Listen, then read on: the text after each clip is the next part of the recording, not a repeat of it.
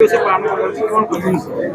सर्वप्रथम मु निजक बहुमात्रा गौरवान्वित मन करुच्ची मु जड़े ओडिया हिसाब रे आज समग्र ओडिशा रे आमर पूर्वतन मुख्यमंत्री माननीय श्रीजुक्त नवीन पट्टनायक आम दलर नेता हमको निर्देश देइचंती जे प्रति निर्वाचन मंडली रे प्रति ब्लॉक रे ओडिशा दिवस पालन करने से परिप्रेक्षी रे आज बस्ता निर्वाचन मंडली रे मध्य ओडिशा दिवस पालन होईछि। मु आपण मानक माध्यम रे निश्चिंत भाव रे कहबाकू मन करी माननीय पूर्वतन मुख्यमंत्री केमिति ओडिशा को एक अभावी राज्य रु आनी प्रभावी राज्य रे परिणत करथिले केवल सब बेले आम मानक शिखैछंती ओडिशार विकास।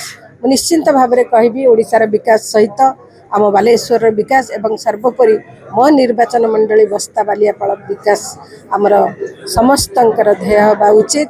मु तो कहबी जाति धर्म वर्ण निर्विशेष दलमत निर्विशेष आसंतु एकाठी हवा सर्वोपरि युवक मान को आह्वान करी जो देश जो जाति जो अंचल युवक मान को प्राधान्य देछि से देश से जाति से अंचल उन्नतिर सेतिक शीर्ष रे पहुँची तेणु मु युवक मान को आह्वान करी कहबी आसंतु आमे एकाठी हवा समस्ते एकाठी हेई बस्ता बालियापाल विकास रे निजकू जड़े जड़े बिंधाणी भाव में नियोजक करवा।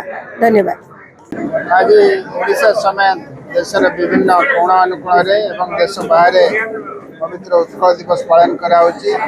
ओडिशार माननीय पूर्वतन मुख्यमंत्री श्री नवीन पट्टनायक आह्वान क्रमे ओडिशार 147 निर्वाचन मंडल मध्य कार्यक्रम कराଯାଉଛି। आज आम बस्ता निर्वाचन मंडल रे रंगलचर उत्कल दिवस पालन करछु। आपण माने देखि पार्थिबे लोक भीतर किभଳି भाव उत्साह अछि। स्वतंत्र उत्कल प्रदेश गठन जोटा कि 1 एप्रिल 1936 मसीह होता से आज पर्यंत लोकों भीतर जो ओडिया प्रति जो निजर मानसिकता रही से मानसिकता को किभଳି भाव में आग को नवापाई घरे घरे ओडिशार विकास करने ओडिया भाषार विकास करने आम समस्त बद्धपरिकर हवा और आम निर्वाचन मंडल रे किभଳି भाव में विकास को आगे नवा जाति धर्म वर्ण निर्विशेष से विषय हूँ आज मुख्य आलोचना।